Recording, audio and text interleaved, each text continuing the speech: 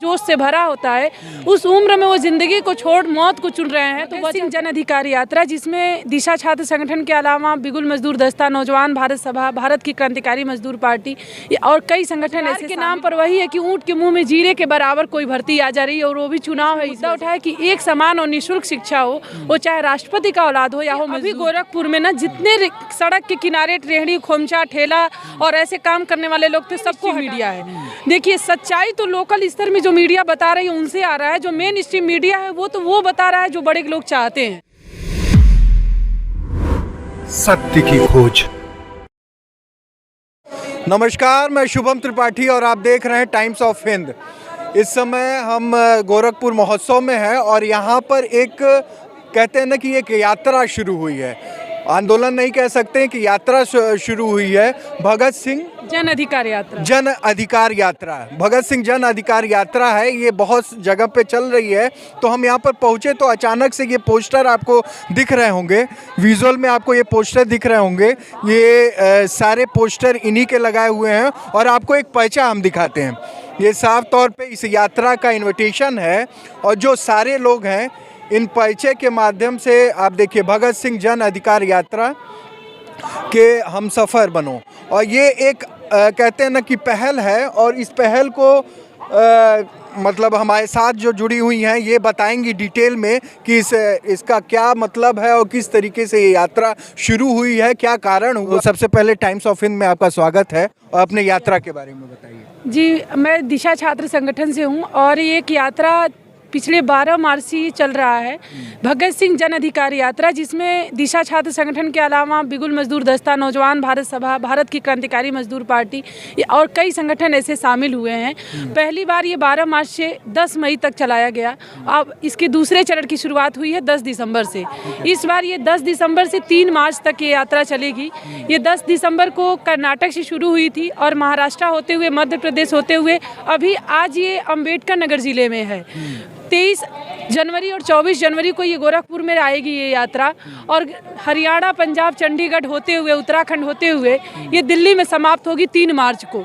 ये यात्रा निकालने के पीछे मकसद यही है कि बेरोजगार नौजवानों की संख्या दिनों दिन बढ़ती जा रही है। 30 से 34 करोड़ नौजवान बेरोजगार हैं और रोजगार के नाम पर वही है कि ऊंट के मुंह में जीरे के बराबर कोई भर्ती आ जा रही है और वो भी चुनाव है। इस वजह से आप सोच सकते हैं कि एनसीआरबी जो रिपोर्ट दे रही है उसमें ये है कि पिछले 2017 से 21 के बीच में 7,20,000 लोगों ने आत्महत्या किया है और ये आपको आश्चर्यजनक लगेगा कि उसमें सबसे ज़्यादा नौजवानों की संख्या है। आखिर नौजवान जिस उम्र में उनको ज़िंदगी की तमाम खुशियों का आनंद लेना चाहिए, जो उम्र उनके ज़िंदगी का सबसे खुशनुमा माहौल और उमंग से, जोश से भरा होता है, उस उम्र में वो ज़िंदगी को छोड़ मौत को चुन रहे हैं। तो वजह क्या है? इसमें वजह सबसे बड़ी यही है कि ज़िंदगी की अनिश्चितता, भविष्य निश्चित नहीं है, रोजगार नहीं पैदा हो रहा है। छोटे छोटे कमरों में जितना इलाहाबाद, दिल्ली, राजस्थान के कोटा और तमाम इलाकों में जो नौजवान हैं 8-8 साल 10 साल तैयारी कर रहे हैं और उन्हें रोजगार नहीं मिल रहा है। तो हम लोग मुख्य तौर पे एक रोजगार का मुद्दा, दूसरा शिक्षा जिस तरह महंगी हो रही है उसके विरोध में कि शिक्षा हर बच्चे का हक है। वो अगर एक बच्चा मतलब एक मजदूर का भी बच्चा है तो उसे भी मौका मिलना चाहिए कि वो अच्छी शिक्षा पा सके। अब अगर माल की तरह शिक्षा खरीदने और बेचने की चीज़ होगी तो बहुत बड़ी आबादी अपने बच्चे को अच्छी शिक्षा नहीं दे पाएगी। इसलिए हम लोगों ने इसमें मुद्दा उठाया कि एक समान और निःशुल्क शिक्षा हो, वो चाहे राष्ट्रपति का औलाद हो या हो मजदूर की। अच्छा, ये जो यात्रा है, ये जो यात्रा मैं थोड़ा सा इसलिए भी रोक रहा हूँ कि इन्होंने आपको जो बताया होगा आपको साफ तौर में समझ में आ रहा होगा, कहीं ना कहीं बेरोजगारी और नौकरियां न मिलने के कारण से बहुत सारी चीज़ें हैं। और जो यूथ है, क्योंकि हमारी पोटेंशियल यूथ पे डिपेंड करती है, अभी हिंदुस्तान की सबसे ज़्यादा पोटेंशियल हमारे यूथ से ही बनती है और उसी से बिगड़ जाती है। तो रही बात उत्तर प्रदेश में ही ये सारी चीज़ें कि पूरे राष्ट्र में हो रही नहीं, ये यात्रा 13 राज्यों में निकल रही है। अभी तो ज़रूरत तो इस बात की है कि देश के अलग अलग राज्यों में और देश के हर हिस्से में ऐसी यात्राओं को संगठित किया जाए और लोगों को जागरूक संगठित किया जाए कि ये उनके ज़िंदगी का मुद्दा है जो टीवी चैनल और मीडिया में कई सारे ऐसे मुद्दे जो मेन स्ट्रीम मीडिया है, देखिए सच्चाई तो लोकल स्तर में जो मीडिया बता रही है उनसे आ रहा है, जो मेन स्ट्रीम मीडिया है वो तो वो बता रहा है जो बड़े लोग चाहते हैं। और टीवी चैनल मीडिया से लोगों को जो जानकारी मिल रही है उनके हिसाब से तो बहुत सारी चीज़ें बहुत अच्छी हैं, बहुत विकास हो रहा है और बहुत गप गुलाबी है। लेकिन वास्तविक जीवन तो आप जा करके देखिए ना कि महंगाई इतनी ज़्यादा है कि पूरे देश भर में संविदा पे काम करने वाले लोगों को 8,000 10,000 मिलता है, 1,000 रुपये का सिलेंडर है, खाने पीने वाली चीज़ों में इतनी महंगाई है कि कोई कैसे अपने बच्चों के घर पेट पाल रहा है, कैसे दवा इलाज कराए, कैसे उसको पढ़ा लिखा रहा है। आप उससे पूछिए कि विकास उसके लिए क्या है। अच्छा, सरकारी नौकरियों की बात होती है, कहीं ना कहीं आपको लगता है कि उत्तर प्रदेश की ही बात ले ली जाए और उत्तर प्रदेश की नहीं गोरखपुर की ही बात ले ली जाए, तो आपको क्या लगता है कि कुछ रोजगार, कुछ एंटरप्रेन्योर्स जो यहाँ पर नए बिजनेस और बच्चे यूथ निकल रहे हैं, कुछ उनका विकास हुआ है कि वही पुराना दर्रा है? देखिए वैसे हमें तो लगता है कि पहले से स्थिति बहुत कई मामलों में बहुत बिगड़ी है। आप रोजगार की, सरकारी रोजगार के सृजन की दर देखिए और चाहे प्राइवेट में, बहुत कमी आई है दोनों में। जैसे लोगों को लगता है ना कि अपना कुछ रोजी रोजगार कर लें, लेकिन सोचिए कि अभी गोरखपुर में ना जितने सड़क के किनारे रेहड़ी खोमचा ठेला और ऐसे काम करने वाले लोग थे सबको हटा दिया गया है। आप खुद सोचिए उनका तो बिजनेस क्या था, मतलब एक रोजी रोजगार का जरिया था, वो भी छीन लिया गया।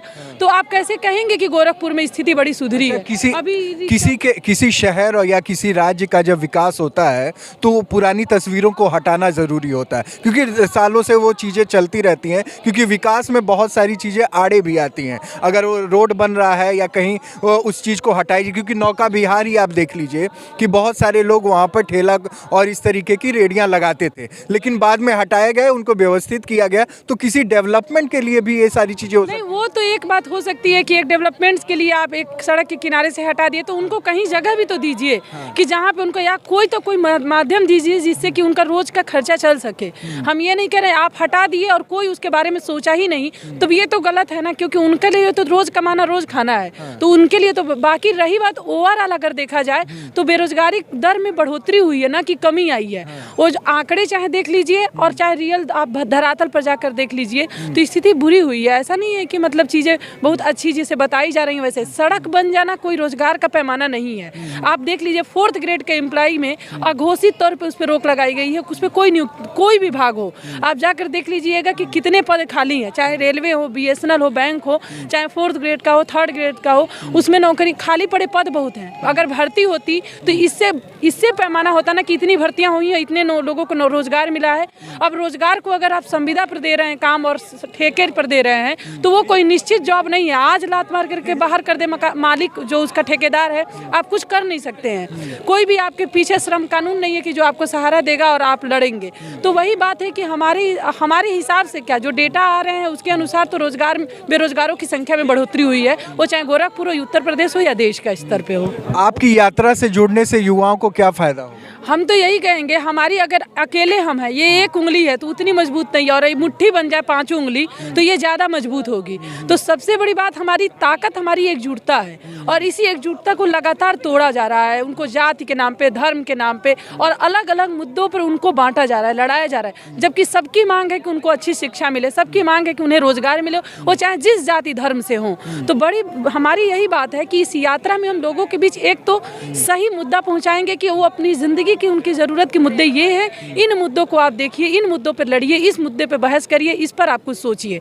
दूसरा कि इन मुद्दों पर लोग सोचेंगे समझेंगे तभी वो कल को हमारे साथ भी खड़े होंगे। तो देश स्तर पर इन मुद्दों पर एक ऐसा बड़ा जन आंदोलन कि मतलब सरकारों के पास हमारा मतलब एक जनता की ताकत उनके सामने खड़ी हो कि उनको हमारी बात मानने के सिवा कोई विकल्प ही न बचे। एक काउंसलिंग के तौर पे इसको नहीं शुरू किया जाए? नहीं, एक बड़े जन आंदोलन को कह सकते हैं, जनता का आंदोलन, जिसमें लोग निकल जाएं सड़कों पर और बोलना शुरू किए कि हाँ खाली पड़े पद भरे जाएं, नौजवानों को रोजगार दिया जाए, शिक्षा महंगी हो रही है तो उसको शिक्षा निःशुल्क की जाए। ये लोगों का मुद्दा बन जाना चाहिए इस रूप में। सत्य की खोज।